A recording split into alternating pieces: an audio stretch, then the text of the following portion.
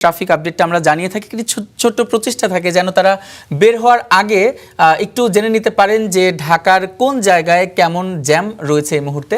যদি শুরু করতে চাই যে ঢাকার প্রবেশপথ, একটি প্রবেশপথ আমিনবাজারের পরে কিন্তু বেশ খানিকটা জ্যাম লক্ষ্য করা যাচ্ছে মিরপুর ১ নম্বর যাওয়ার পথে। আবার মিরপুর ১০ নম্বর গোল চত্বরে যদি বলি তাহলে জ্যামের ঘনঘণ্টা কিন্তু ইতোমধ্যে শুরু হচ্ছে। তারপরে যদি আরেক দিকে দেখি যে যদি মোহাম্মদপুর হয়ে যদি ধানমন্ডির দিকে যদি ঢাকা বিশ্ববিদ্যালয়ে আসার পথটা, সেই পথটা কিন্তু এখন বেশ খানিকটা জ্যাম মুক্ত রয়েছে। আমরা খুব বেশি রেড সিগন্যাল বা ইয়েলো সিগন্যাল দেখতে পাচ্ছি না।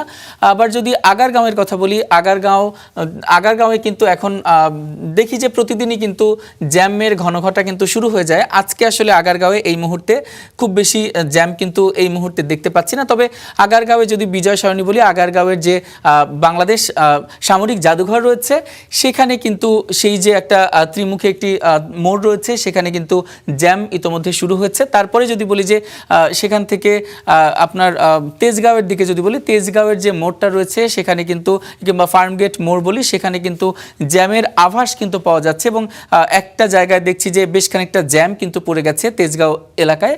আরেকটি যদি বলি মহাখালী বাস টার্মিনাল, সেখানে কিন্তু মহাখালী বাস টার্মিনাল যদি বলি, মহাখালী ডিওএইচএস, সেই পথটা কিন্তু বেশ খানিকটা জ্যামে আবদ্ধ রয়েছে। আমরা রেড সিগন্যাল সেখানে কিন্তু দেখতে পাচ্ছি। তারপরে যদি আমরা একটু দেখি যে কারওয়ান বাজারের যে 4 রাস্তার মোড় রয়েছে সেখানে কিন্তু চারিদিক থেকে কিন্তু জ্যামের ঘনঘণ্টা দেখা যাচ্ছে, দেখতে পাচ্ছি যে। তারপরে যদি বলি ঢাকা বিশ্ববিদ্যালয়ের যাওয়া যে ইন্টারকন্টিনেন্টালের পাশে যে রোডটা, সেখানেও কিন্তু বেশ খানিকটা জ্যাম কিন্তু দেখতে পাচ্ছি। তারপরে ঢাকা বিশ্ববিদ্যালয়ের পথ, সেখানেও কিন্তু ঢাকা বিশ্ববিদ্যালয়ে আসার পথের যে আমি যদি বলি সেই রোডটা যদি দেখাতে চাই, সেখানে কিন্তু নীলক্ষেত যদি বলি, নীলক্ষেত মোড়ে কিন্তু বেশ খানিকটা জ্যাম দেখতে পাচ্ছি এবং নিউ মার্কেট আজিমপুরের যে রোডটা রয়েছে সেখানেও কিন্তু জ্যামের কিছু কিছু মৃদু ভাব দেখতে পাচ্ছি, আর কোনো জায়গায় প্রকট জ্যামের কিন্তু আভাস আমরা দেখতে পাচ্ছি। এদিক থেকে যদি দেখি মালিবাগের রোডটা, তাহলে রামপুরা থেকে মালিবাগের যে রোডটা সেখানে কিন্তু ইস্ট ওয়েস্ট বিশ্ববিদ্যালয় কিংবা বাড্ডার পথটা যদি যাই তাহলে বাড্ডা এবং গুলশান এভিনিউ, সেখানে কিন্তু আমরা দেখতে পাচ্ছি যে বেশ খানিকটা জ্যাম কিন্তু সেখানে রয়েছে। তারপরে যদি দেখি যে রামপুরার দিকে আসার পথে কিন্তু জ্যাম দেখতে পাচ্ছি না। বনশ্রী থেকে রামপুরা আসার যে পথ সেখানেও কিন্তু জ্যাম দেখতে পাচ্ছি না। তবে চিরাচরিত জ্যাম দেখা যাচ্ছে কিন্তু মালিবাগ মোড়ে কিন্তু এর মধ্যে জ্যাম শুরু হয়েছে। তারপরে যদি মতিঝিল বলি তাহলে মতিঝিল অফিসিয়াল এরিয়া, মতিঝিলে কিন্তু চৌরাস্তায় এখন পর্যন্ত খুব বেশি জ্যাম আমরা দেখতে পাচ্ছি না। তবে কাপ্তান বাজার এরিয়াতে সেখানে কিন্তু এখনই বেশ খানিকটা জ্যাম বেঁধে গেছে, আমরা রেড সিগন্যাল কিন্তু সেখানে দেখতে পাচ্ছি।